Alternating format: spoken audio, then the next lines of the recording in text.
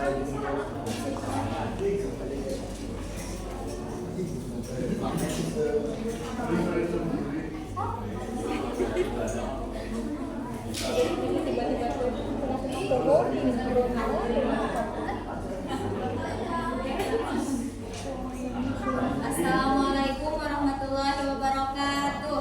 Waalaikumsalam warahmatullahi wabarakatuh. Selamat pagi semuanya. Pagi.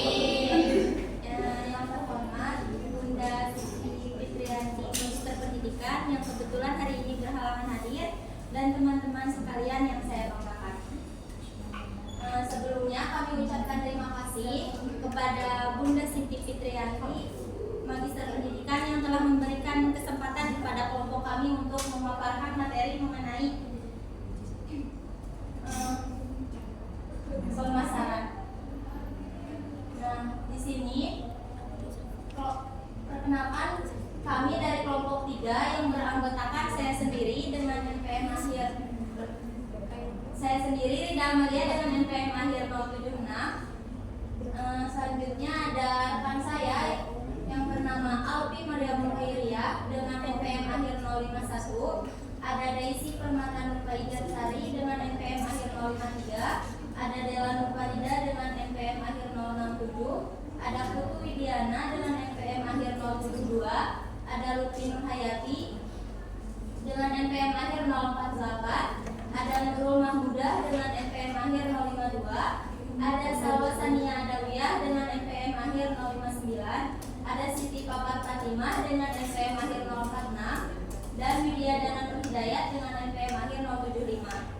Nah, untuk mempersingkat waktu, langsung saja ke pematerian yang pertama mengenai pengertian pemasaran yang akan disampaikan oleh Putu. Pada Putu, silakan.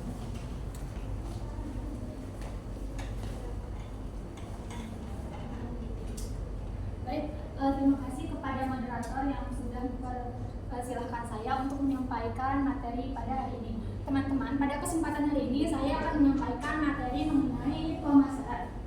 Materi ini penting terutama dalam dunia kewirausahaan. Mengapa? Karena pemasaran merupakan salah satu kunci sukses dari usaha. Pertama, mari kita pahami dulu apa itu pemasaran. Jadi teman-teman, pemasaran bukan hanya sekadar menjual atau mempromosikan suatu produk. Lebih luas dari itu, pemasaran adalah proses untuk memahami keinginan atau minat konsumen serta meningkatkan nilai dan serta membangun hubungan dalam jangka waktu yang panjang dan saling menguntungkan. Jadi intinya, pemasaran merupakan jembatan antara pengusaha atau perusahaan ke konsumennya. Kemudian secara umum pemasaran juga dapat didefinisikan sebagai menciptakan atau mengkonsumsikan, menyampaikan dan mempertukarkan nilai. Sedangkan dalam konteks kewirausahaan, perusahaan berfungsi sebagai alat yang strategis untuk membangun relasi dengan pelanggan, kemudian untuk brand awareness, yaitu untuk meningkatkan pengetahuan pelanggan terhadap merek dan juga pertukaran minat konsumen menjadi penjualan, sehingga pemasaran ini bukan hanya sekedar taktik tapi strategi. Masuk ke materi selanjutnya, yaitu kunci pemasaran. Kunci pemasaran yang pertama ada kebutuhan, keinginan, permintaan, produk atau jasa, pertukaran dan transaksi, dan yang terakhir pasar. Pertama yang akan kita bahas adalah kebutuhan, keinginan, dan permintaan. Jadi teman-teman, kebutuhan adalah hal yang esensial, misalnya seperti makanan, pakaian, kemudian tempat tinggal. Sedangkan keinginan merupakan bentuk dari kebutuhan yang terpengaruh oleh kebudayaan atau gaya hidup, misalnya seperti makan di restoran mewah atau menggunakan pakaian atau barang-barang branded. Kemudian permintaan adalah keinginan yang memiliki kemampuan untuk daya beli. Sedangkan produk dan jasa merupakan produk dan jasa yang ditawarkan di pasar. Kemudian pertukaran dan transaksi merupakan bentuk nyata dari pemasaran itu sendiri. Dan yang terakhir, pasar, kumpulan pelanggan potensial yang memiliki kebutuhan, mampu membeli dan mau untuk membeli. Dari yang tadi telah disampaikan, maka dapat kita simpulkan bahwa pemasaran itu merupakan strategis yang menyeluruh. Jadi tidak hanya fokus pada menjual, tapi juga dapat menyiapkan kebutuhan yang dibutuhkan oleh konsumen. Seperti itu. Sekian pemaparan saya mengenai pengertian pemasaran. Saya kembalikan ke moderator. Terima kasih kepada guru yang telah menyampaikan materinya. Selanjutnya mengenai konsep STP yang akan dipaparkan oleh Alfi. Pada Alfi, silakan. Baik, saya ucapkan terima kasih kepada moderator yang telah memberikan saya waktu dan kesempatan untuk menyampaikan materi yang selanjutnya, yaitu mengenai konsep STP, segmentasi, targeting, dan positioning. Nah, konsep ini sangat diperlukan untuk pemasaran karena membantu kita memahami konsumen kita, kemudian bagaimana cara kita menjangkau mereka dan bagaimana cara untuk membedakan produk kita dari pesaing yang lain. Nah, yang pertama itu ada segmentasi, di mana segmentasi pasar adalah proses membagi pasar yang luas dan heterogen menjadi kelompok-kelompok kecil yang homogen berdasarkan karakteristik tertentu. Nah, ada beberapa jenis-jenis segmentasi. Yang pertama itu ada segmentasi berdasarkan geografis, yaitu segmentasi berdasarkan wilayah atau iklim. Contohnya yaitu ada produk jaket musim dingin biasanya dipasarkan di daerah pegunungan atau dataran tinggi. Yang kedua itu ada segmentasi berdasarkan demografis. Nah, yaitu segmentasi berdasarkan usia, jenis kelamin, dan juga pendapatan.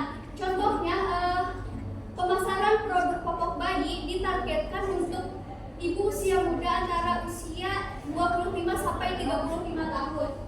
Yang ketiga itu ada segmentasi berdasarkan psikografis, yaitu berdasarkan gaya hidup dan nilai yang dianut seseorang. Misalnya, makanan sehat untuk orang dengan gaya hidup aktif. Dan keempat itu ada segmentasi berdasarkan perilaku, di mana berdasarkan kebiasaan konsumsi dan juga loyalitas konsumen, seperti konsumen yang setiap hari membeli kopi premium.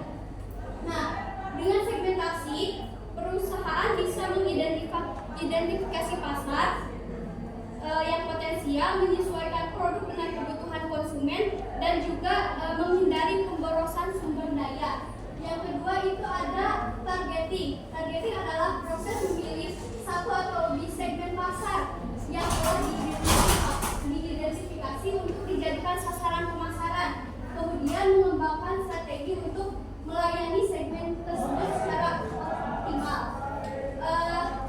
Ada beberapa strategi penentuan target pasar. Yang pertama itu ada pemasaran massal, yang dimana menargetkan seluruh pasar dengan penawaran yang sama. Contohnya produk garam dan juga air mineral. Yang kedua itu ada pemasaran tersegmentasi, di mana pemasaran tersegmentasi ini perusahaan menawarkan produk dari brand yang sama, tetapi brand tersebut memiliki beberapa produk, misalnya produk pakaian, brand satu pakaian tetapi memiliki produk untuk beberapa kalangan, misalnya untuk anak-anak, dewasa, dan juga orang tua. Itu. Yang ketiga itu ada pemasaran terkonsentrasi. Nah, pemasaran terkonsentrasi ini fokus pada segmen kecil. Contohnya, alat lukis premium ditargetkannya untuk pelukis yang sudah profesional. Yang terakhir itu ada pemasaran mikro. Pemasaran mikro ini lebih spesifik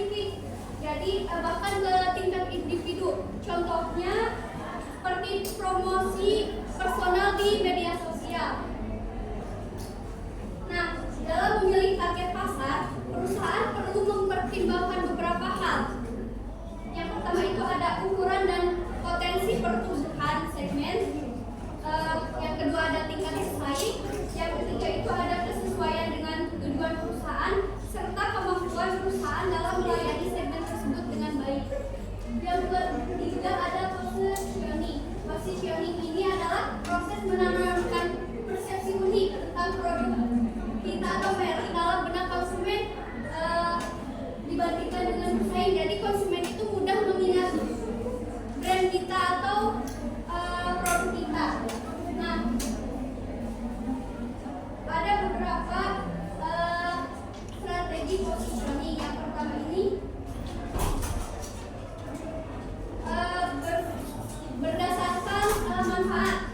Misalnya pasta gigi yang melindungi gigi selama 12 jam. Yang kedua itu ada yang berdasarkan harga atau kualitas, seperti Rolex yang dikenal dipersepsikan mewah, atau Xiaomi yang dikenal lebih terjangkau. Yang ketiga itu berdasarkan pada situasi penggunaan, di mana seperti minuman energi yang dipakai saat berolahraga. Yang terakhir itu bisa juga berdasarkan penggunaan, misalnya kosmetik khusus untuk remaja. Bahkan ada positioning yang langsung dibandingkan dengan pesaing, misalnya merek ponsel yang lebih tahan lama dari ponsel yang lain. Nah, untuk mempermudah analisis, perusahaan itu menggunakan positioning map, yaitu peta untuk menunjukkan produk kita dibanding pesaing, misalnya dari sisi harga dan juga kualitas.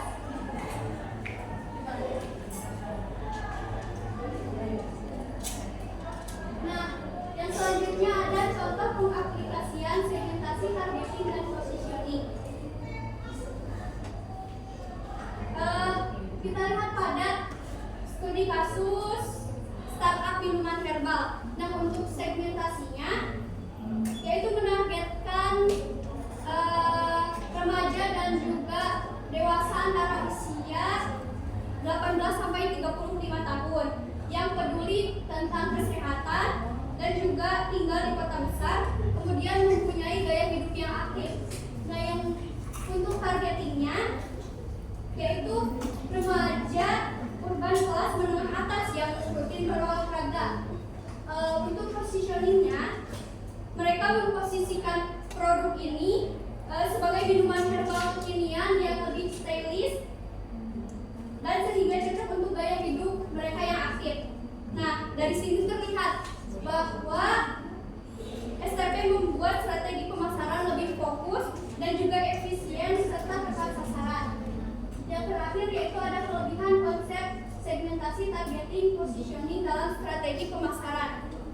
Nah, kelebihan STP ini memiliki banyak kelebihan. Pertama, perusahaan bisa mengalokasikan sumber daya secara lebih efisien. Yang kedua itu produk yang ditawarkan menjadi lebih relevan dengan minat konsumen. Ketiga, identitas merek menjadi lebih kuat dan juga meningkatkan daya saing perusahaan serta membuat strategi komunikasi lebih personal dan lebih efektif. Nah, jadi konsep STP ini sangat penting ya teman-teman. Tanpa konsep ini produk bisa salah sasaran, kemudian ada pemborosan biaya dan juga bisa saja produk kita akan kalah bersaing di pasaran. Jadi dengan STP ini kita bisa lebih tepat target, efisien dan juga lebih unggul di mata konsumen. Sekian materi yang dapat saya sampaikan. Saya kembalikan kepada moderator. Terima kasih kepada Alpi yang telah menyampaikan materi mengenai konsep STP. Selanjutnya materi mengenai marketing mix yang akan disampaikan oleh Nurul. Ada Nurul di sini.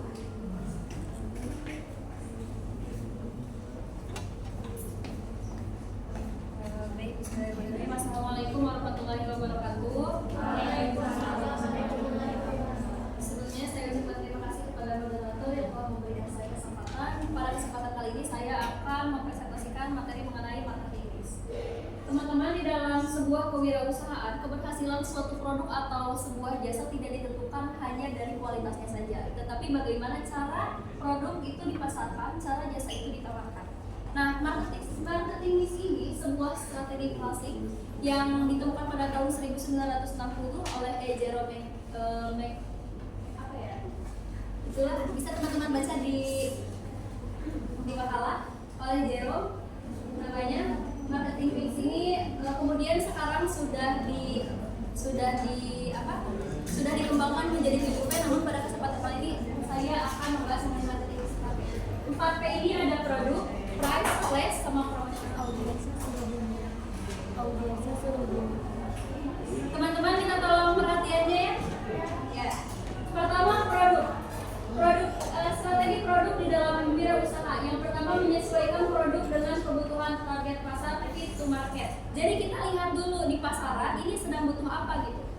Lalu kita bisa menentukan produk apa yang kiranya dapat kita pasarkan, dapat kita jual. Kemudian membangun keunikan. Apabila di pasaran itu sudah ada, misalnya di pasaran itu sudah banyak gitu kerudung, tapi kita memberikan keunikan di dalam kerudung itu. Misalnya meskipun produknya Ibu Wardani kan melabelkan hijab halal pertama di Indonesia gitu. Padahal sebuah hijab itu saya rasa pasti itu halal, tapi mungkin membangun keunikan, meskipun keunikan itu tidak logik gitu ya, tetapi itu membangun keunikannya gitu. Itu merupakan salah satu strategi dari produk yang ditawarkan di pasaran.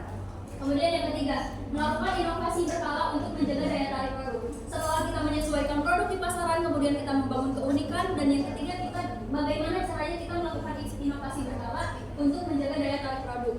Ya misalnya di dalam produk Leci Hijab kan asalnya hanya jilbab, tetapi berkembang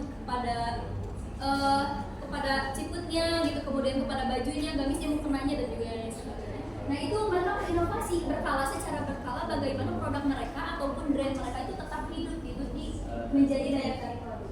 Yang kedua, di dalam mix 4P ini ada price, strategi penetapan harga. Price ini harga yang harus dibayar oleh pembeli terhadap produk atau jasa yang kita tawarkan. Nah, bagaimana kita menetapkan suatu harga atau price di dalam produk kita? Yang pertama, harga rendah untuk menarik pelanggan baru. Apabila kita meluncurkan sebuah produk baru, kita belum tahu nih, belum terlalu viral gitu ya produk kita, maka yang pertama itu kita bisa menyimpan harga rendah untuk menarik pelanggan baru. Oh murah nih makanan ini gitu, oh murah nih produk kerudung ini atau jasanya gitu, lebih murah dari yang lainnya. Baru setelah kita pasang harga kemudian orang-orang tertarik, boleh tuh kita tingkatkan, atau bisa juga kita menetapkan harga tinggi saat peluncuran kemudian kita turunkan. Misal kita tetapkan harga tinggi saat peluncuran, kerudung misalnya, kerudung berharga 50.000, kemudian setelah dipasarkan kemudian kita kasih diskon, bukan berarti diturunkan gitu, tapi kasih main-main angka gitu. Selanjutnya menyesuaikan dengan harga pesaing. Kita lihat juga di pasaran, apakah memang harga hijab itu di pasaran itu 50.000 itu terlalu mahal atau biasa saja gitu.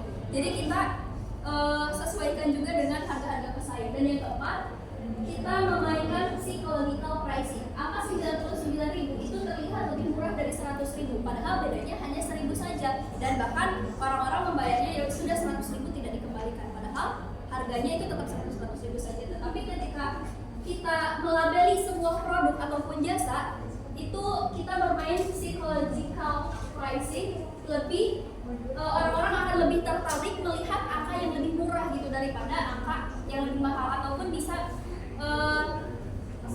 berapa ya, 10.002 misalnya ya, 10.002 kan itu, ataupun berapa gitu, jadi ada psychological pricing-nya. Kemudian yang kelima, berdasarkan persepsi nilai dari pelanggan, kita juga riset survei kepada lapangan apakah memang harga yang kita tetapkan itu sesuai atau tidak. Kemudian selanjutnya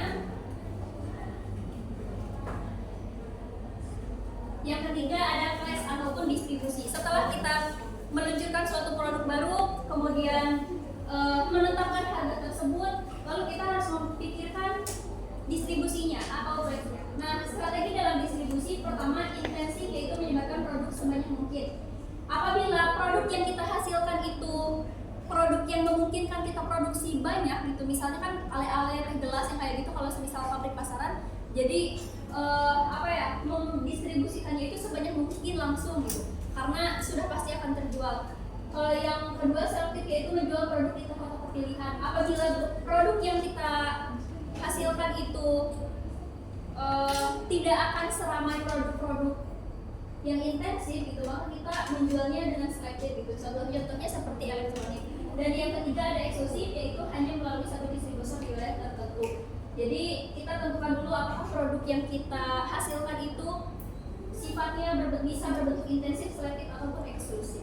Dan yang keempat ada promotion ataupun promosi. Strategi promosi efektif yang pertama memahami target audiens dengan baik. Kedua, memilih media yang tepat ketika menyampaikan pesan yang konsisten dengan brand. Dan keempat, mengukur efektivitas kampanye, CTR, conversion rates, and engagement.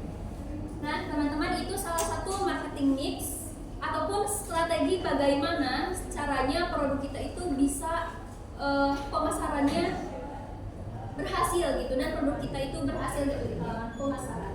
Itu saja yang bisa disampaikan. Terima kasih. Wassalamualaikum warahmatullahi wabarakatuh. Terima kasih kepada Nurul yang telah menyampaikan materi mengenai marketing mix. Selanjutnya materi mengenai strategi branding dan positioning yang akan disampaikan oleh Lutfi. Pada Lutfi di sini.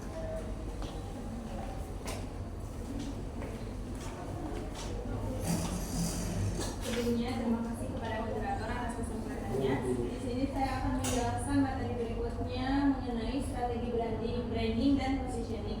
Nah, branding ini merupakan proses menciptakan identitas yang kuat dan konsisten untuk sebuah produk, jasa atau perusahaan. Di dalam branding ini terdapat beberapa unsur seperti nama merek, logo, slogan atau tagline, nilai merek, suara, dan nada komunikasi.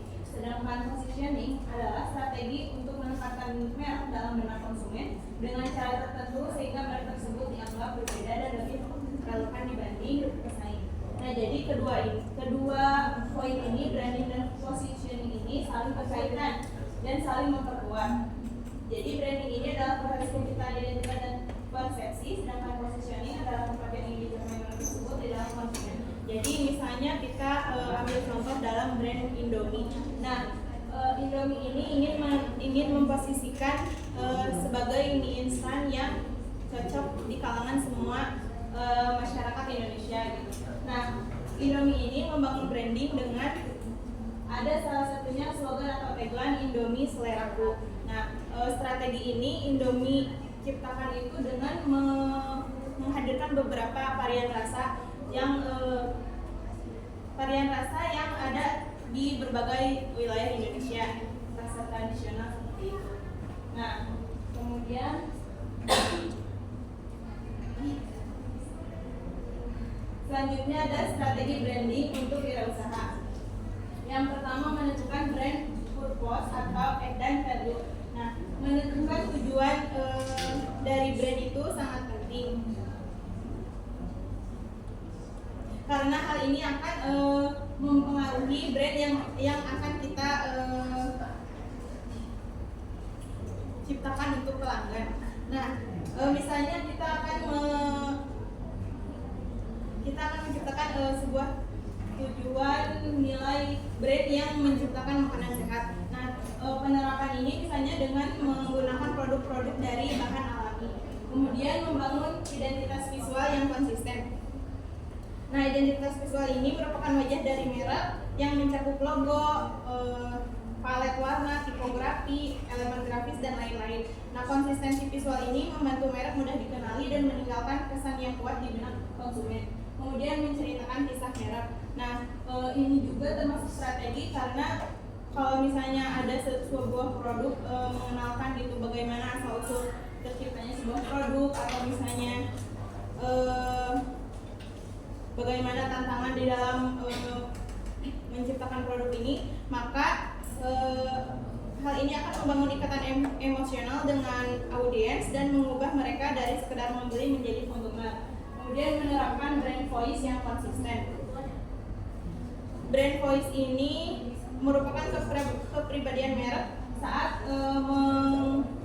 mempromosikan merek tersendiri. Nah, misalnya menggunakan bahasa yang informatif, yang tidak bertele-tele sehingga si pelanggan itu mudah mengingat dari slogan brand tersebut. Yang terakhir ada memberikan pengalaman konsumen yang mengesankan. Misalnya Gojek gitu. Gojek mentreatment pelanggannya itu dengan sesuai visi misi dari Gojek, yaitu kalau misalnya lapar GoFood aja gitu. Jadi si pelanggan itu langsung teringat kalau misalnya lagi lapar terus mager langsung teringat ke GoFood. Kemudian ada strategi positioning yang efektif. Yang pertama menentukan target pasar. Nah, target pasar ini harus kita tentukan sebelum kita memunculkan sebuah produk. Misalnya kita akan membuka sebuah coffee shop. Nah, kan kalau kopi yang biasa-biasa aja sudah bisa ditemui. Nah, kita bisa menstrategi hal itu dengan menciptakan perusahaan yang berbeda dari yang lain. Misalnya target pasar kita itu seorang pekerja atau misalnya mahasiswa. Nah, di coffee shop itu kita bisa menyediakan wifi dan apa sih namanya, stop kontak gitu ya, untuk bisa mencharger laptop atau handphone. Kemudian menganalisis kompetitor. Nah, menganalisis kompetitor ini mempelajari bagaimana pesaing memposisikan diri, tentukan celah atau keunikan yang belum digarap oleh si pesaing kita. Kemudian menentukan unique selling proposition. Unique selling proposition ini pernyataan singkat yang menjelaskan mengapa produk kita itu berbeda dari yang lain. Misalnya sabun yang bebas bahan kimia untuk kulit sensitif, atau misalnya jaket olahraga yang bisa melindungi kita dari sinar UV. Kemudian menyusun positioning statement. Nah, contohnya ini seperti formatnya itu untuk target pasar. Langsung saja ya ke kalimatnya, yaitu untuk pebisnis yang sibuk, FastPay adalah aplikasi pembayaran digital yang memungkinkan transaksi hanya dalam 3 detik karena menggunakan sistem verifikasi biometrik yang paling canggih di dunia. Nah, menentukan unique selling proposition ini bisa membantu pelanggan menarik perhatian pelanggan. Kemudian mengomunikasikan positioning secara konsisten.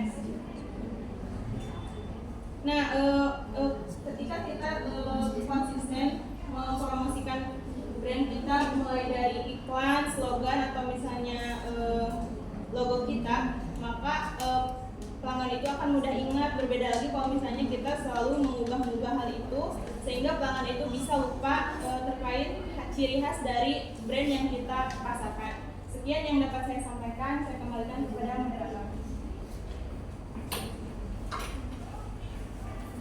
Terima kasih kepada Lutfi yang telah menyampaikan materinya. Selanjutnya, materi mengenai digital marketing yang akan disampaikan oleh Siti Papan. Kepada Siti Papan, disilakan.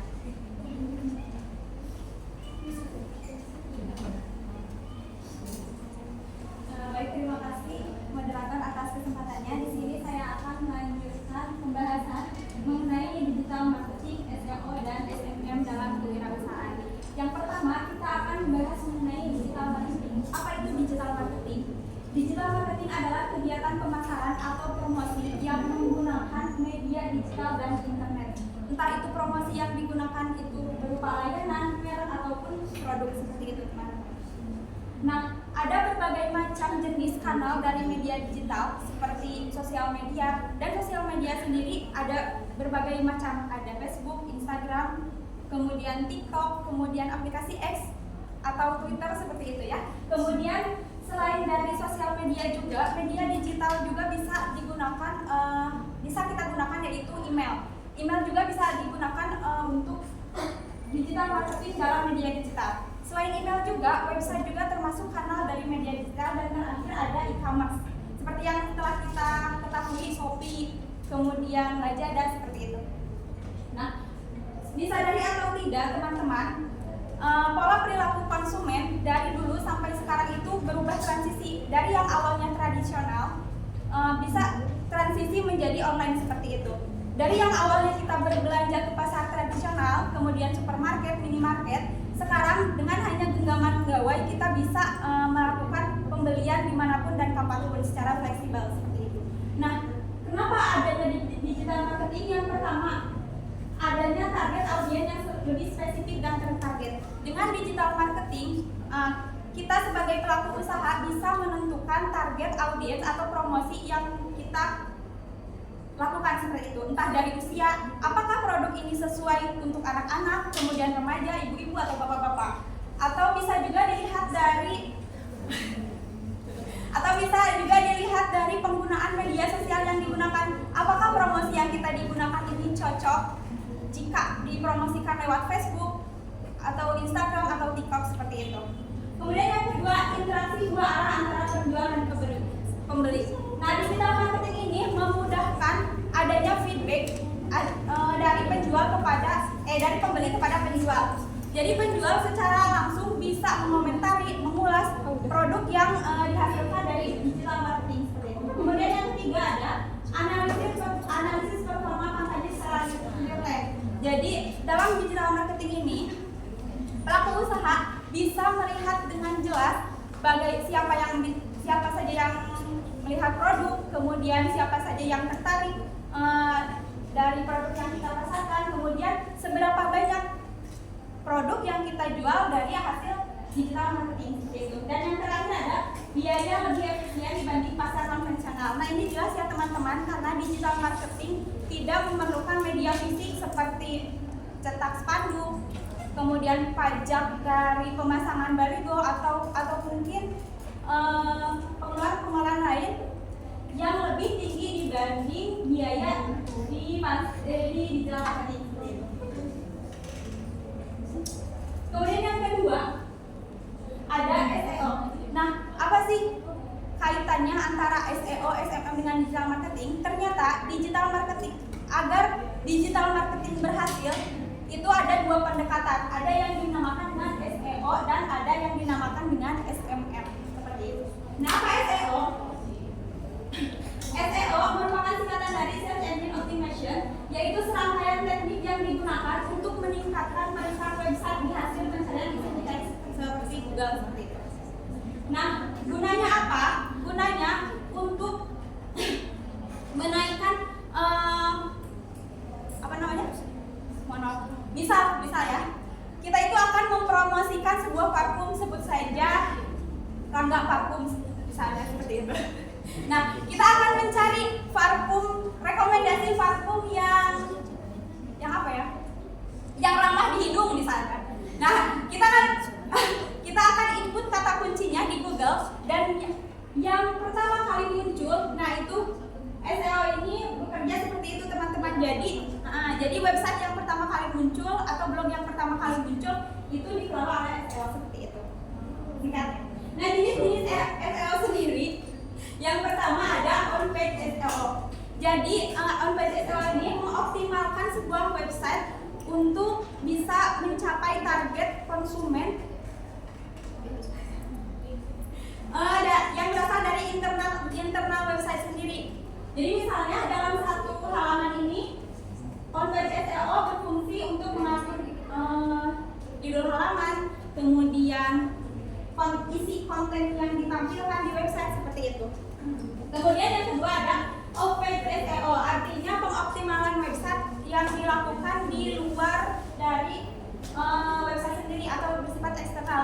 Misalnya pencarian rekomendasi parfum yang ramah di hidung ini ternyata ada kaitannya dengan website yang muncul di kedua dan di ketiga di mesin pencarian Google seperti itu. Jadi SEO ini, off-page SEO ini bekerja untuk mengoptimalkan penemuan produk yang berasal dari website-website relevan seperti itu. Jadi di luar dari website inti. Kemudian yang ketiga ada technical SEO, artinya mengoptimalkan website berdasarkan kecepatan, keamanan untuk mencapai website yang diinginkan. Misalnya technical SEO ini mengatur seberapa cepat kata kunci yang kita cari itu dari loadingnya sendiri. Jadi loadingnya ini tidak terlalu lama seperti itu. Kemudian selain itu bisa mengukur dari intensitas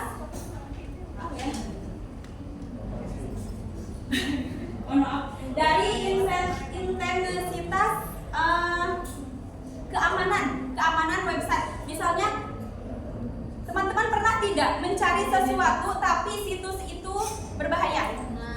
Nah, technical SEO ini meminimalisasi adanya seperti itu di website promosi kita. Kemudian tantangan dari SEO sendiri yang pertama membutuhkan waktu untuk melihat hasil. Ternyata teman-teman SEO ini sendiri pembangunan branding dari SEO sendiri itu tidak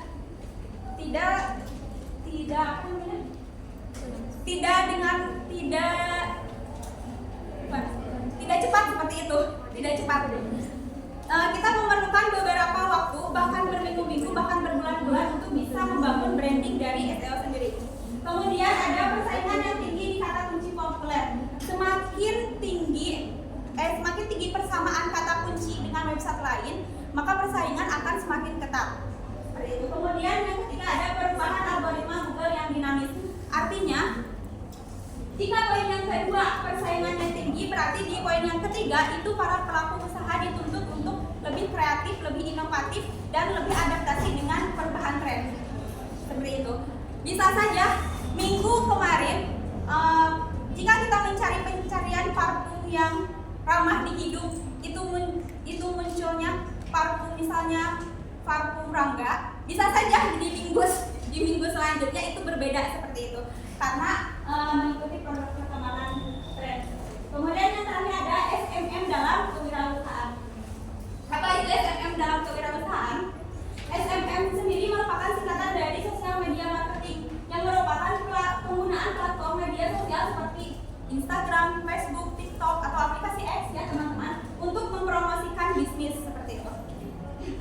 Nah, untuk strategi SMM sendiri yang pertama ada menentukan platform yang tepat.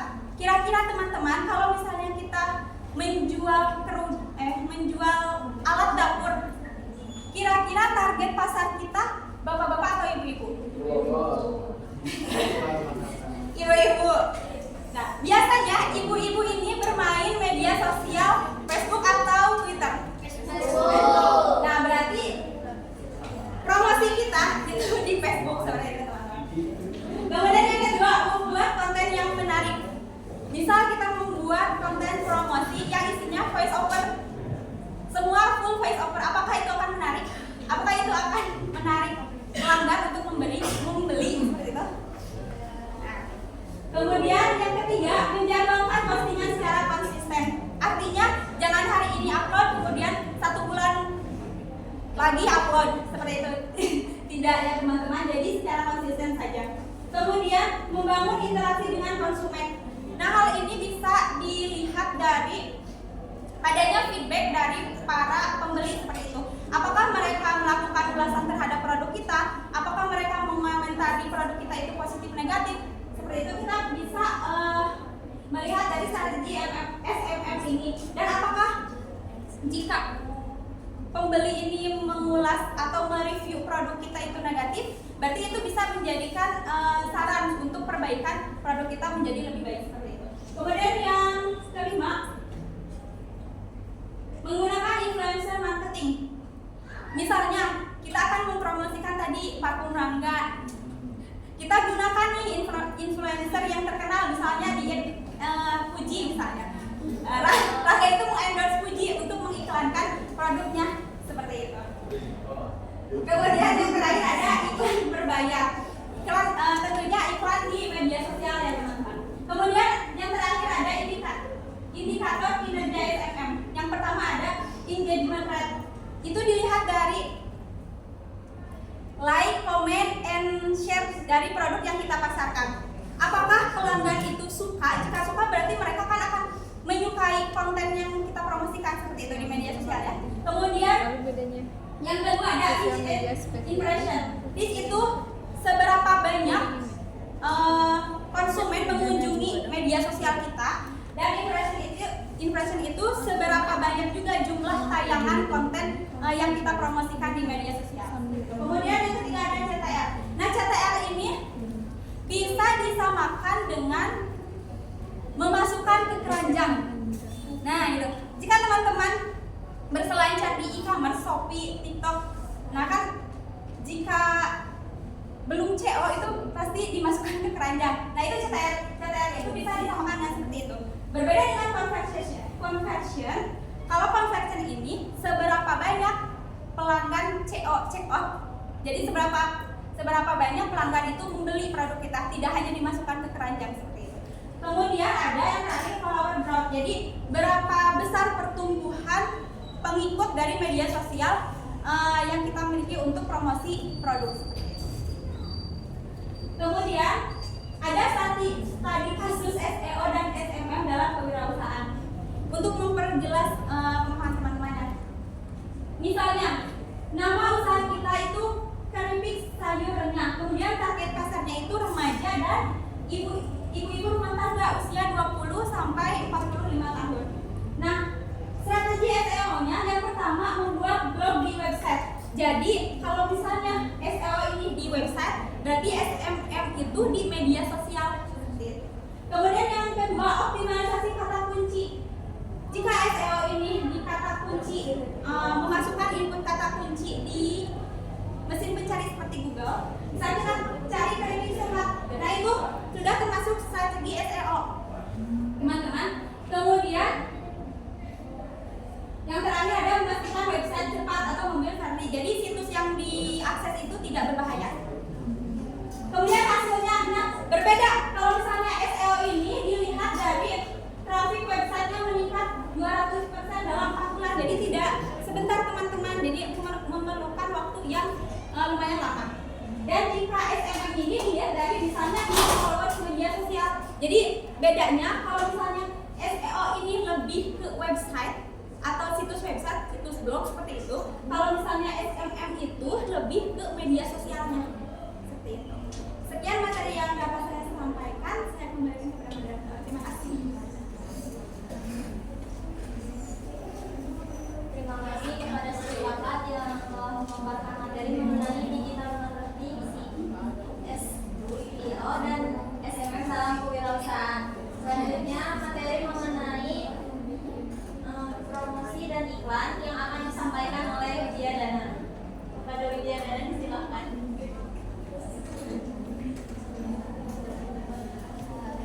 Ya baik, sebelumnya saya ucapkan terima kasih kepada moderator atas kesempatannya. Teman-teman, di sini ada promosi dan iklan. Ada yang sudah terbayang promosi dan iklan itu seperti apa? Sudah?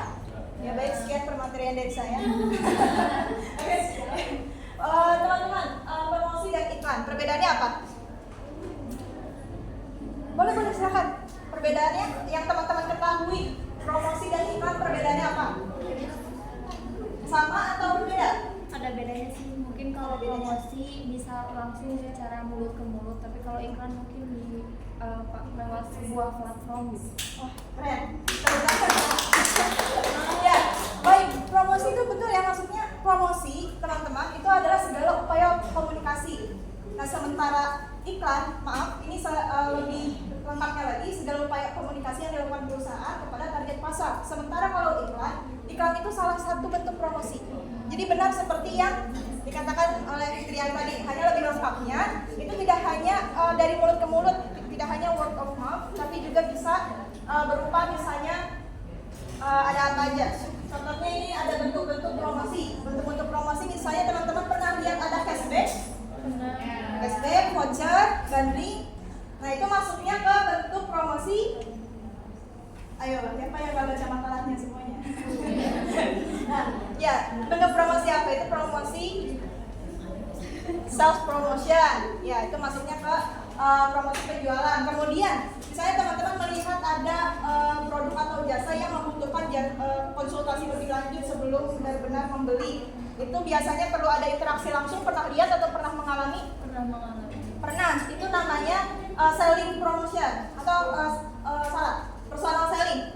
Nah, personal selling itu maksudnya penjualan secara personal, ada interaksi langsung ya antara tenaga penjual dan juga audiensnya atau konsumennya, pelanggan. Nah, kemudian teman-teman pernah mendapatkan ada email atau SMS atau telepon dari apapun yang teman-teman pernah beli? Pernah? Nah, itu maksudnya ke direct marketing, pemasaran langsung. Ya, melalui tadi SMS, kemudian ada email, ada telepon, ya. Kemudian yang selanjutnya juga ada teman-teman pernah melihat sebuah sponsor mungkin? Pernah? Oh, ada yang brand-brand yang sponsorin segala macam itu untuk menaikkan brand awareness mereka juga, ya. Nah, itu masuknya ke salah satu bentuk promosi, public relation. Kemudian teman-teman melihat ada iklan di media sosial, ada. Kemudian tadi ada contohnya endorse Muji, ya. Nah, itu membuat sebuah konten ya di media sosial biasanya. Kemudian juga ada pembuatan konten marketing. Nah, itu semua termasuk dalam promosi digital yang sifatnya itu memang ada di media sosial atau juga misalnya teman-teman memakai Google Ads, ya. Nah, influencer tadi kalau misalnya dalam digital marketing itu biasanya istilahnya kita sebut itu KOL atau Key Opinion Leader. Jadi mereka orang-orang yang punya pengaruh. Teman-teman kalau misalnya punya followersnya banyak, teman-teman artinya punya kolam audiens teman-teman sendiri yang memang mengikuti apa yang teman-teman sukai. Jadi ketika teman-teman mempromosikan sesuatu, dia pasti terpengaruh dong. Oh, ini dipromosikan oleh ini nih, oleh orang yang saya percaya, yang saya ikuti. Nah, pengaruh itu teman-teman yang mahal. Jadi seringkali kalau misalnya teman-teman mau masuk ke digital marketing, misalnya mau bekerja sebagai apapun itu digital marketing, kita kalau misalnya sudah melihat ibaratnya melihat list harga dari yang ditawarkan oleh KOL, kita biasanya pengen mundur dari pekerjaan karena KOL itu sekali posting bisa 20 juta bahkan lebih posting video saja seperti itu. Nah, dan itu dari bentuk-bentuk promosi teman-teman ya, ada banyak tadi sudah teman-teman pernah alami juga. Kemudian ada jenis-jenis iklan yang ada di dalam buku kewirausahaan itu lebih kepada tujuan. Tapi di sini saya ingin mengaitkannya kepada marketing funnel atau corong pemasaran. Corong pemasaran itu teman-teman nanti boleh cek di Google gambarnya. Corong pemasaran itu yang pertama dia tuh bentuknya seperti ini ya teman-teman, tapi di bawahnya ada lagi. Nah, yang paling atas itu awareness, iklan yang mendorong awareness itu yang seperti apa? Iklan yang tujuannya memang menginformasikan bahwa oh ini brand teman-teman ada loh, oh ini produk yang teman-teman tawarkan, jasa, layanan itu ada, atau mengenalkan produk baru. Itu iklan yang mendorong awareness atau kesadaran agar orang-orang tuh tahu oh ternyata di dunia ini ada brand teman-teman gitu, ada produk yang teman-teman tawarkan ataupun jasa. Kemudian juga ada iklan yang membantu dalam corong pemasaran itu consideration. Ini sifatnya bisa retargeting. Teman-teman pernah klik brand fashion, kemudian ketika teman-teman klik itu pertama kali baru muncul, tapi kemudian pas teman-teman misalnya melihatnya di IG ya, kemudian pas teman-teman melihat IG lagi tiba-tiba ada iklan itu lagi muncul. Nah, itu teman-teman tidak sedang kebetulan melihat iklan itu lagi. Memang ada iklan yang ditujukan untuk audiens yang pernah ngeklik iklan sebelumnya. Itu namanya retargeting. Tujuannya apa? Supaya teman-teman itu mempertimbangkan produk yang mereka jual atau layanan yang mereka tawarkan. Ya. Kemudian yang terakhir juga, ini bukan terakhir sih. Ada yang namanya consideration. Tapi nanti juga ada iklan yang membantu untuk advokasi. Jadi marketing funnel itu sampai ke sini ke conversion, nanti ke bawahnya lagi ada advokasi. Nah, yang consideration ini iklan yang membantu atau memang mendorong, khususnya tujuannya untuk pembelian atau konversi. Mudahnya adalah pembelian, tapi saya ingin menggarisbawahi konversi yang dimaksudkan dalam digital marketing itu tidak selalu pembelian, teman-teman. Konversi itu apa sih? Mendorong konversi. Secara sederhananya banyak pembelian. Oh, kalau misalnya beli berarti audiens sudah melakukan konversi. Tapi ternyata konversi tidak hanya pembelian teman-teman, tapi juga bisa berupa apapun yang menjadi tujuan konversi dari perusahaan. Misalnya teman-teman membuat aplikasi dan tujuan dari teman-teman menginginkan audiens itu adalah menghasilkan konversi yang berupa menginstal aplikasi teman-teman. Mereka nggak langsung berbayar, mereka mungkin free dulu. atau yang gratisan dulu, tapi yang teman-teman inginkan perusahaannya adalah sebanyak-banyaknya install Shopee misalnya. Nah itu maksudnya udah conversion, masuknya ke conversion. Pun misalnya konversinya adalah sebanyak-banyaknya orang nge-DM Instagram dari perusahaan teman-teman, itu bisa termasuk konversi, ya. Jadi konversi itu tidak hanya sifatnya pembelian saja. Nah, iklan yang mendorong untuk itu apa? Sama sih, bisa retargeting juga, tapi yang jelas isi dari kontennya itu berbeda. Isi dari kontennya harus lebih persuasif, lebih meyakinkan lagi, yang memang tujuannya itu untuk mendorong konversi tadi. Ya, kemudian ada iklan yang juga membantu untuk advokasi, misalnya email marketing. Di sini ada ya, email marketing. Ini untuk pasca pembelian. Pasca pembelian ini dalam corong pemasaran di bagian advokasi, bagian yang paling rentan. Kenapa? Karena di bagian advokasi ini artinya ketika teman-teman sudah memegang nih produk skincare ini, sudah beli, sudah konversi, apakah selesai di situ marketingnya? Tidak. Ketika teman-teman sudah membeli, masalahnya adalah teman-teman bisa menginformasikan kepada yang lain bahwa produknya ternyata sangat buruk, yang bisa mengakibatkan produk teman-teman dan juga jasa yang teman-teman jual itu mendapatkan image yang buruk, atau bahkan bisa mendorong word of mouth yang bagus tadi, ya. Teman-teman mempromosikan, oh ini skincare-nya bagus banget loh, beneran ampuh gitu. Nah, advokasi itu bisa negatif dan positif. Yang masalahnya adalah kalau negatif bagaimana?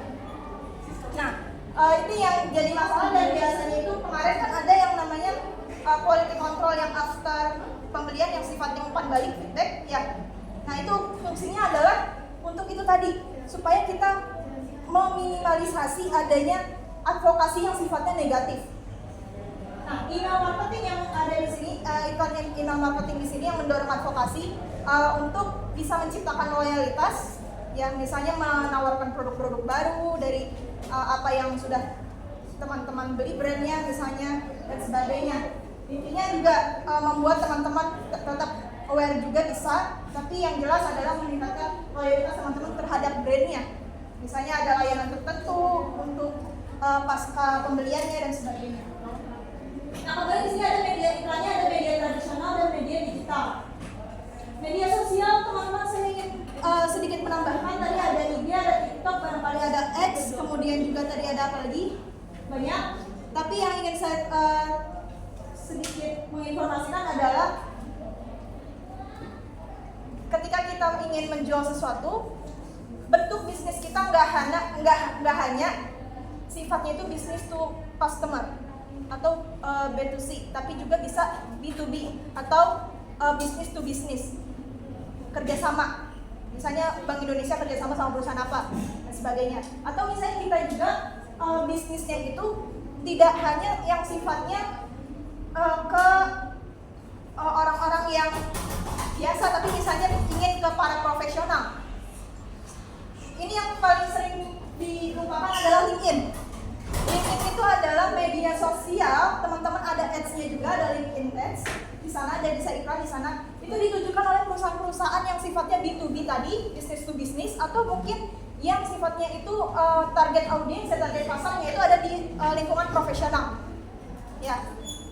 Itu salah satunya ada di situ, ada LinkedIn, ada IG, ada TikTok, ada Threads, ada X, banyak. Dan semua sosial media saya lihat itu punya opsi untuk iklan tadi.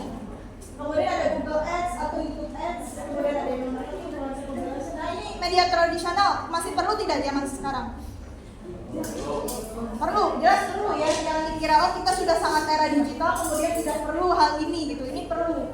Hanya saja teman-teman, yang perlu kita lakukan, pertimbangkan ketika ingin memilih media mana yang kita ingin gunakan. Yang pertama harus kenal dulu target audiensnya.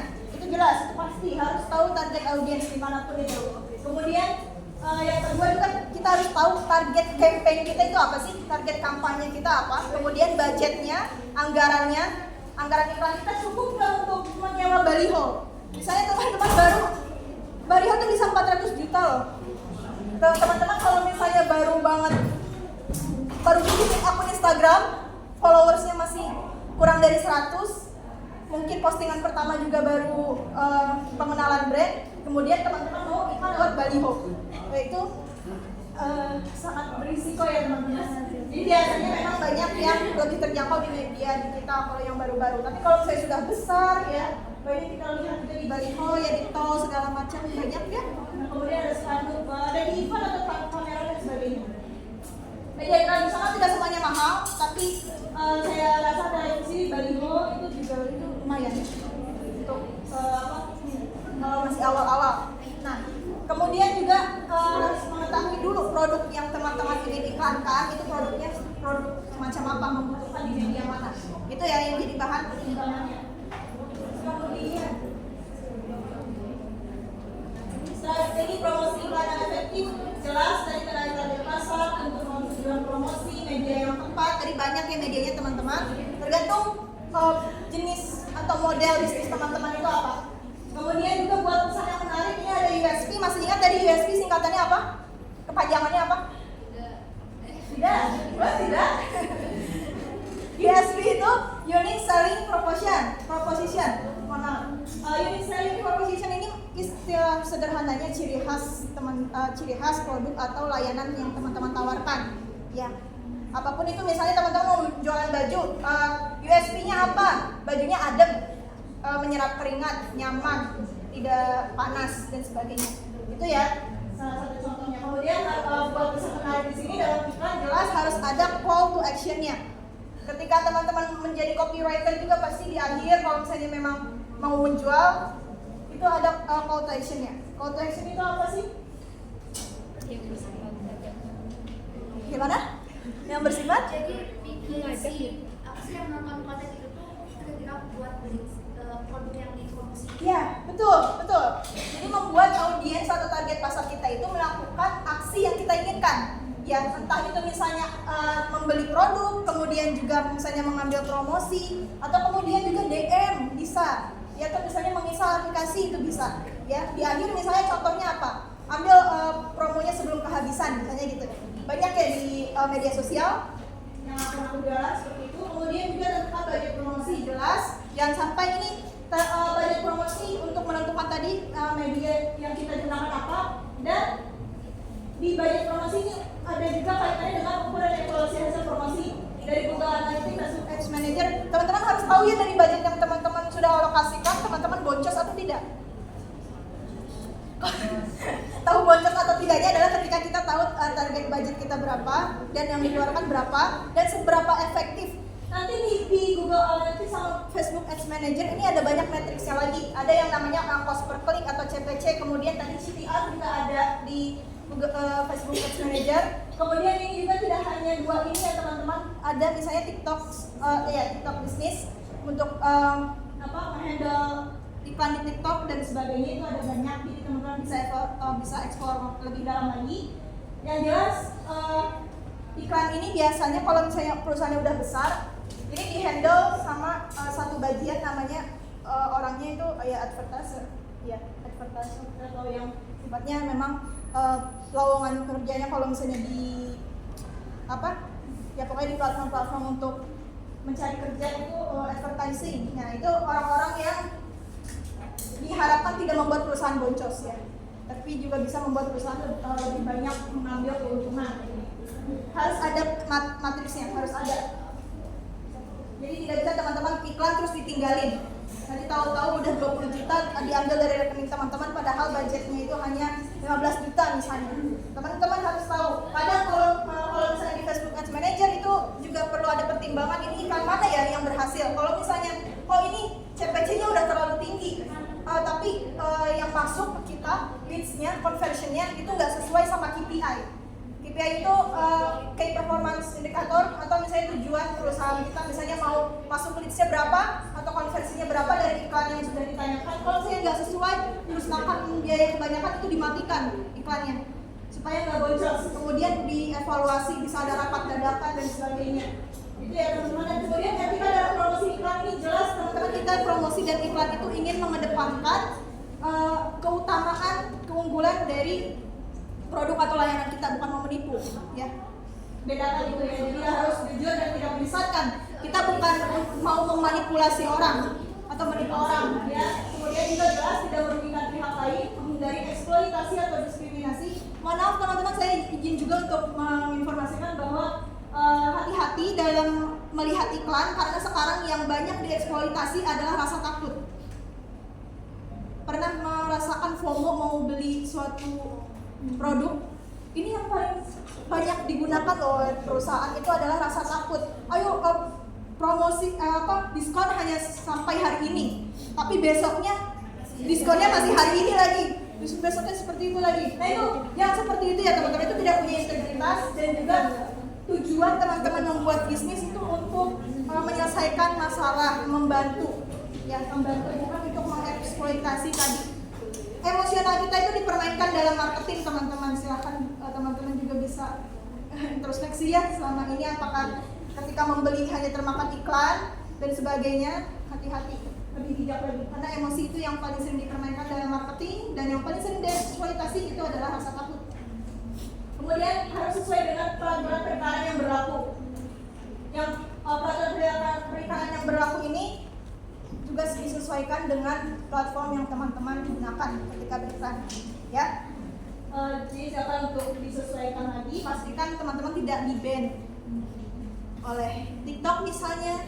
Teman-teman yang ngapa-ngapain tahu-tahu akun teman-teman hilang, akun bisnis teman-teman hilang. Nah itu jangan sampai seperti itu ya. Itu banyak ini juga perlu kesahnya daripada bisnis di media sosial. Nah mungkin sekian dari pematerian dari saya. Apabila ada hal-hal yang nanti yang ingin didiskusikan silahkan dalam forum diskusi. Saya kembalikan kepada moderator. Terima kasih. Terima kasih kepada Bu Jadana yang telah menyampaikan materi mengenai promosi dan iklan. Selanjutnya materi mengenai analisis pasar dan perilaku konsumen yang akan disampaikan oleh Dela. Pada Dela silakan. Baik, terima kasih kepada moderator yang telah mempersilahkan saya untuk memaparkan materi mengenai analisis pasar dan perilaku konsumen. Nah, analisis pasar adalah proses sistematis dalam memahami karakteristik pasar sasaran, termasuk ukuran pasar, tren, segmentasi kebutuhan konsumen, hingga peta persaingan. Nah, tujuan dari analisis pasar ini adalah untuk membantu wirausahawan dalam mengambil keputusan yang berbasis data dan realita pasar. Nah, sedangkan perilaku konsumen adalah studi mengenai proses individu atau kelompok dalam memilih, membeli, menggunakan, dan mengevaluasi produk atau jasa guna memenuhi kebutuhan dan keinginan mereka. Nah, dengan memahami perilaku konsumen juga, wirausahawan bisa menjawab beberapa pertanyaan seperti mengapa konsumen memilih produk tertentu atau kapan dan bagaimana konsumen akan membeli produk tertentu. Selanjutnya ada teknik analisis pasar. Nah, teknik analisis pasar ini terdapat 5 poin. Yang pertama, survei, yaitu mengumpulkan data langsung dari konsumen melalui kuesioner. Yang kedua, ada wawancara dan FGD, observasi, analisis sekunder, dan pemetaan kompetitor. Nah, untuk penjelasannya bisa teman-teman dibaca. Nah, selanjutnya yaitu mengenai faktor-faktor yang mempengaruhi perilaku konsumen. Yang pertama, ada faktor personal. Faktor personal ini bisa meliputi usia, pekerjaan, penghasilan, gaya hidup, dan tahapan kehidupan. Yang kedua, ada faktor psikologis. Faktor psikologis ini meliputi motivasi, terus pembelajaran, sikap, dan keyakinan seseorang. Yang ketiga, ada faktor sosial. Faktor sosial ini meliputi nilai, norma, kebiasaan dalam masyarakatnya. Yang keempat, ada faktor budaya, meliputi mohon maaf teman-teman, ternyata terbalik. Jadi seperti ini. Untuk faktor sosial ini meliputi keluarga, kelompok preferensi, status sosial, dan media sosial. Nah, sedangkan yang faktor budaya itu meliputi nilai, norma, dan kebiasaan dalam bermasyarakat. Seperti itu teman-teman. Yang terakhir ada faktor situasional. Kalau situasional ini berarti termasuk ke dalam lingkungan pembelian, waktu, terus suasana hati, dan urgensi kebutuhan terhadap si perilaku konsumennya. Selanjutnya yaitu mengenai proses pengambilan keputusan konsumen dalam membeli sebuah produk. Yang pertama ada pengenalan masalah. Nah,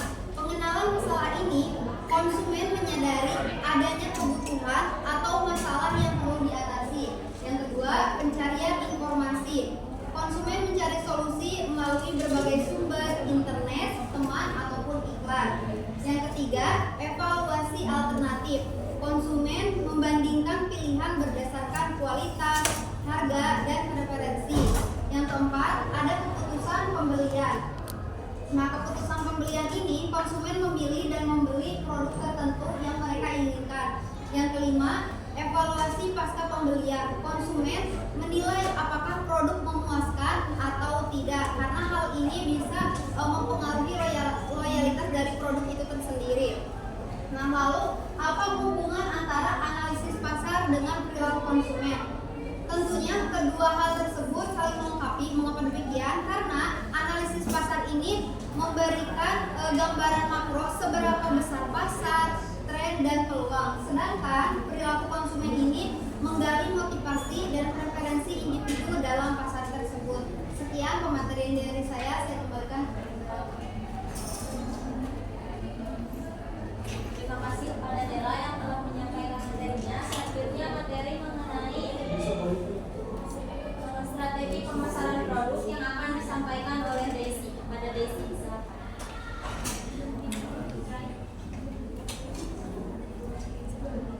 Sebelumnya saya ucapkan terima kasih kepada moderator yang telah mempersilahkan saya untuk menyampaikan materi tentang strategi pemasaran produk baru.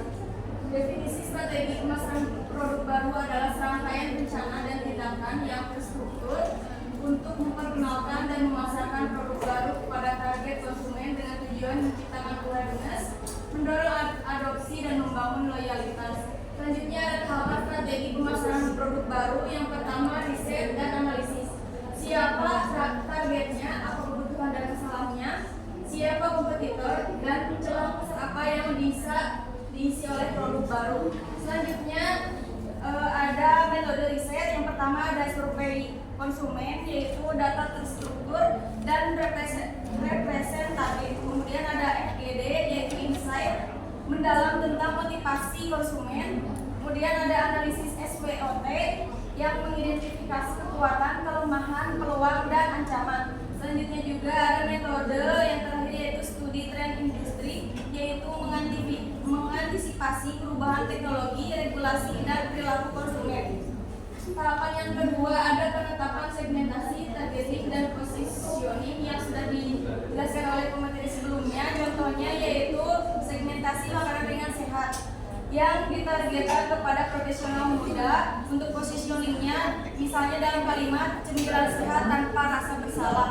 Kemudian tahapan yang ketiga ada penyesuaian produk dengan kebutuhan pasar, meliputi fitur dan fungsi sesuai kebutuhan, kemasan menarik dan relevan, harga kompetitif, dan kualitas konsisten. Selanjutnya ada strategi pemasaran utama.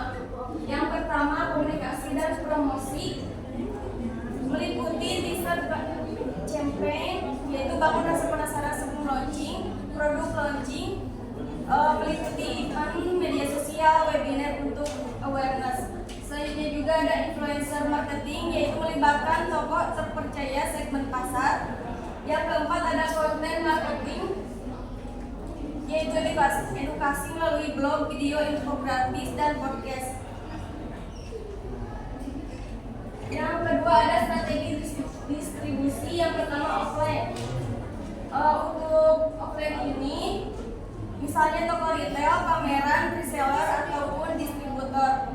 Kelebihan dari offline ini pengalaman langsung dan merupakan pasar lokal. Yang kedua ada distribusi secara online, misalnya website sendiri, marketplace, social commerce. Kelebihannya jangkauannya luas dan lebih efisien pada biayanya. Yang ketiga yaitu distribusi omnichannel, merupakan integrasi online offline untuk pengalaman konsisten. Strategi yang ketiga yaitu penetapan harga. Yang pertama penetration pricing, yaitu harga rendah awal naikkan bertahap. Yang kedua skimming pricing, yaitu harga tinggi untuk premium, turun untuk segmen luas. Dan yang terakhir ada value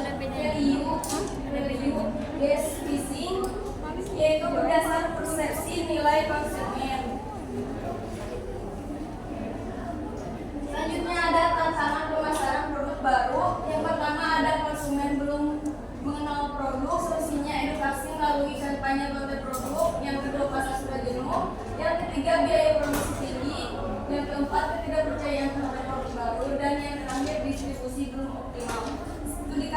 misalnya pada kopi Alam Raya, produk barunya produk botol bahan lokal, targetnya untuk anak muda usia 18 sampai 30 tahun di kota besar. Strateginya yaitu yang pertama pre-launch teaser di Instagram atau TikTok, yang kedua influencer review sebelum launching, yang ketiga launching event di kafe lokal, yang keempat diskon 20% untuk 100 pembeli pertama, yang kelima penjualan e-commerce dan reseller kampus, dan yang terakhir program referral, misalnya dalam kalimat ajak 2 teman gratis 1 botol, seperti itu. Hasilnya 500 botol terjual dalam 2 minggu. Peningkatan followers media sosial dan testimoni positif meningkatkan loyalitas. Nah, setelah menerapkan langkah-langkah tadi, diperlukan evaluasi dan adaptasi berkelanjutan untuk kesuksesan selanjutnya. Demikian dari saya, terima kasih. Terima kasih kepada Daisy yang telah memaparkan materinya. Selanjutnya materi mengenai studi kasus digital marketing yang akan disampaikan oleh Mary. Pada Daisy. Sebelumnya terima kasih kepada moderator atas kesempatannya. Di sini saya akan memaparkan mengenai studi kasus digital marketing UMKM. UMKM-nya itu namanya Dapur Sambal. Dapur Sambal ini bergerak di bidang kuliner, biasanya memproduksi sambal-sambalan seperti sambal terasi, sambal kota. Lokasinya ada di Sleman, Yogyakarta. Nah, pada pemasarannya, UMKM ini dilakukan secara offline melalui via titik warung, kemudian juga menggunakan pameran kuliner lokal. Tapi seiring berjalannya waktu, UMKM ini mengalami permasalahan seperti penjualannya stagnan atau tidak mengalami kemajuan, kemudian tidak dikenal di luar wilayah produksi, produknya juga tidak terdokumentasi secara profesional dan tidak memiliki identitas merek serta digital serta strategi pemasaran yang berkelanjutan dalam jangka panjang. Nah, dari permasalahan tadi, UMKM ini menerapkan solusi berupa proses transformasi digital. Yang pertama yaitu dengan melakukan branding ulang seperti membuat logo, label kemasan produk, dan juga mendokumentasikan produk secara profesional untuk meningkatkan identitas merek. Kemudian yang kedua yaitu membangun aset digital. UMKM ini memanfaatkan media sosial untuk mempromosikan produknya seperti Facebook, WhatsApp Business, kemudian Google My Business, melalui marketplace juga ada Shopee dan juga Tokopedia. Nah, kemudian selain itu UMKM ini juga menerapkan strategi digital marketing dengan memanfaatkan Instagram dan TikTok untuk membuat konten-konten edukatif, kemudian juga menggunakan Shopee dan Tokopedia dengan mengadakan live, voucher gratis ongkir ataupun flash sale. Mereka juga menggunakan WhatsApp Business untuk menginformasikan sebuah promosi kepada pelanggan lama. Kemudian mereka juga menggunakan influencer mikro dengan mengirimkan produk kepada food blogger untuk di-review. Nah, hal ini dapat meningkatkan kepercayaan konsumen. Kemudian yang terakhir, mereka juga menerapkan konten strategi, yaitu dengan memposting satu konten setiap harinya dalam 30 hari awal digitalisasi. Selain itu, mereka juga membuat jadwal konten yang teratur di setiap harinya, jadi konten yang disajikan setiap harinya itu berbeda. Nah, dari beberapa strategi yang diterapkan tadi, ada hasil atau dampak implementasi yang dirasakan.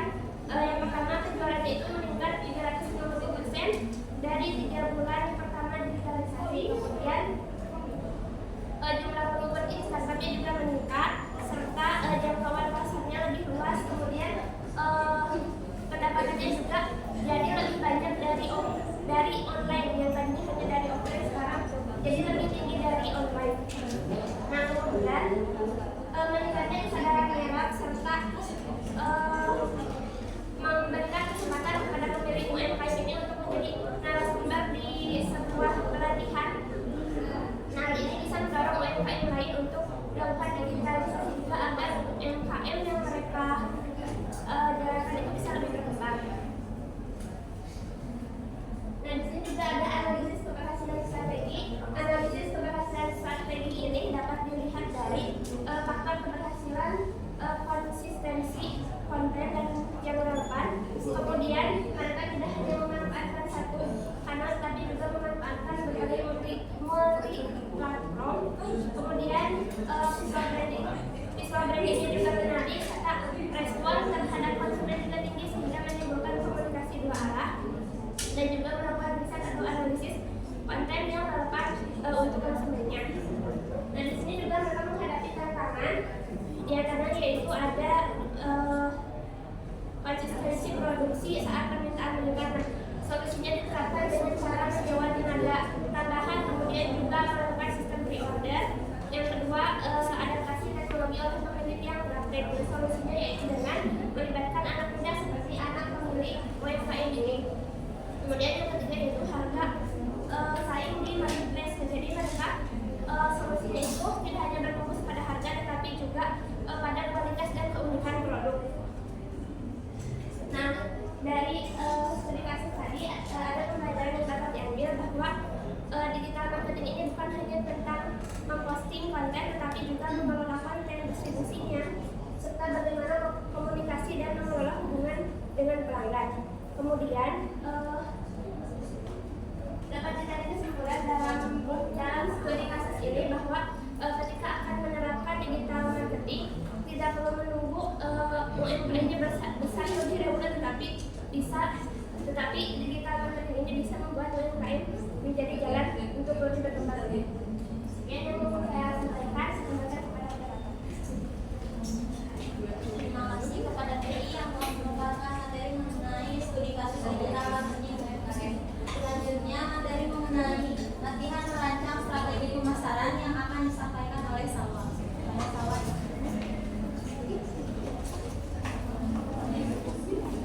Sebelumnya saya ucapkan terima kasih kepada moderator untuk kesempatannya. Di sini saya akan menyampaikan latihan merancang strategi pemasaran.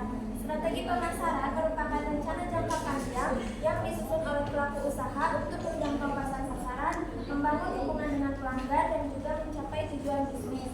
Dalam dunia kewirausahaan, produk atau jasa yang akan ditawarkan itu perlu dikenal, disukai, dan juga dibeli oleh konsumen.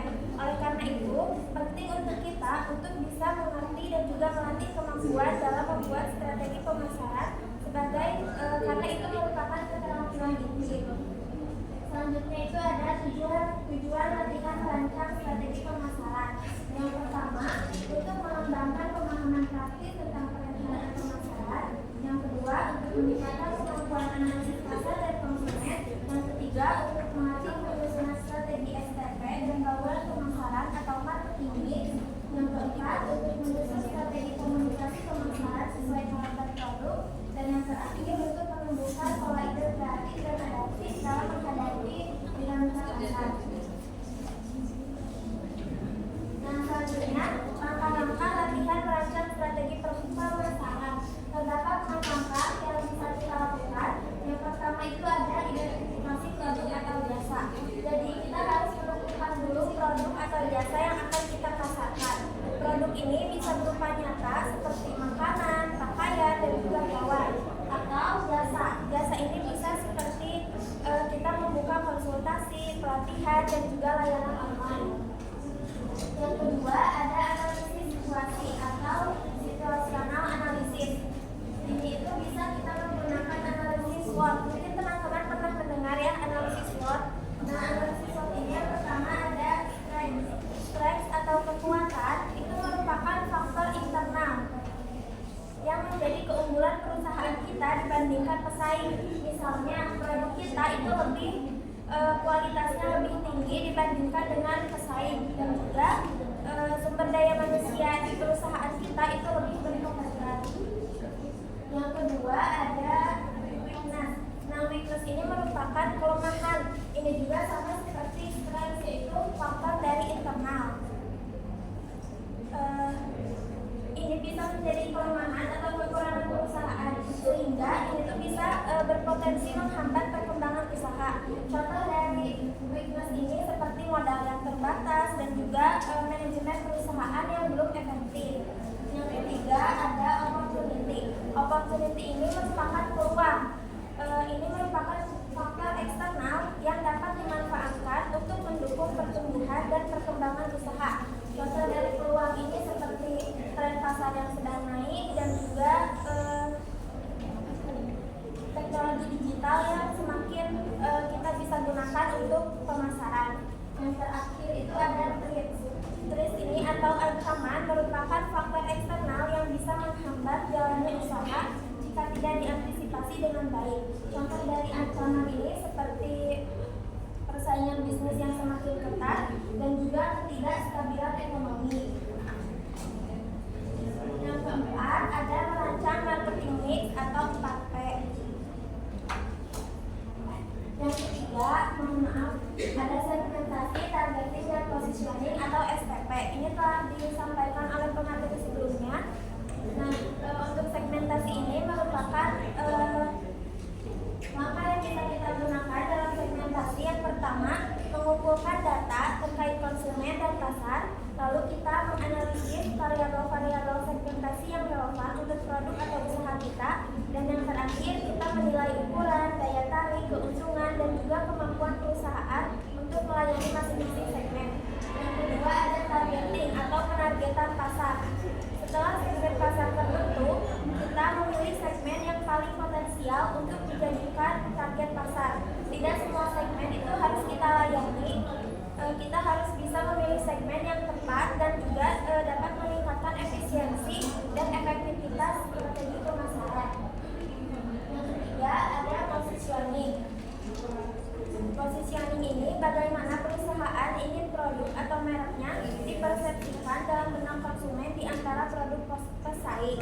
Positioning membantu menciptakan citra unik yang membedakan produk perusahaan dibandingkan pesaing. Dan yang keempat, itu ada merancang marketing mix 4P. 4P ini terdiri dari produk, price, place, dan juga promotion. Keempatnya harus dirancang secara terpadu supaya strategi pemasaran berjalan efektif.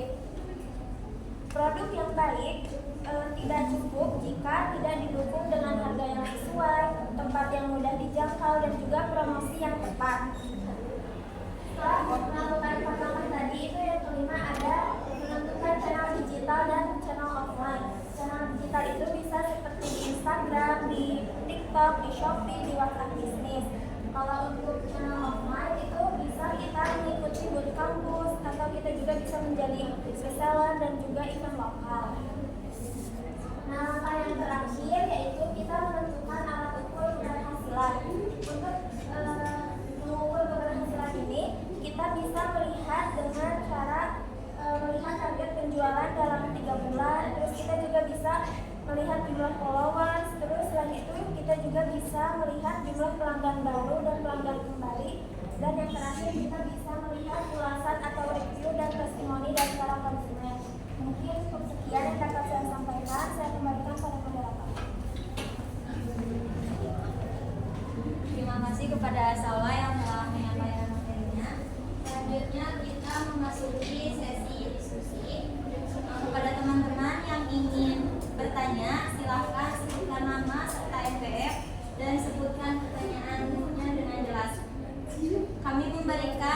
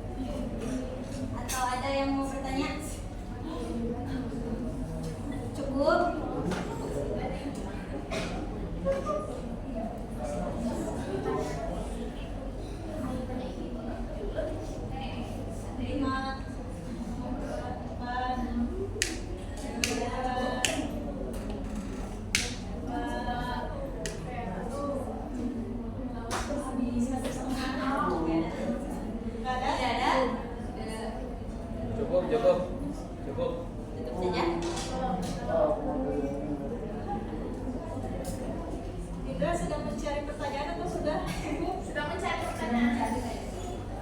Biarkan yang lain.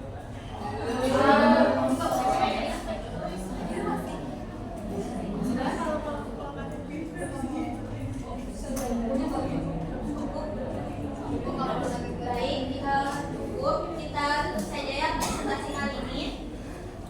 Dapat kita simpulkan bahwa pemasaran bukan hanya sekedar aktivitas menjual, melainkan strategi menyeluruh yang mencakup strategi pemasaran, bauran pemasaran, branding, dan digital marketing untuk membangun hubungan yang saling menguntungkan dengan pelanggan. Semoga materi yang kelompok kami sampaikan dapat bermanfaat dan menambah wawasan kalian semua. Terima kasih.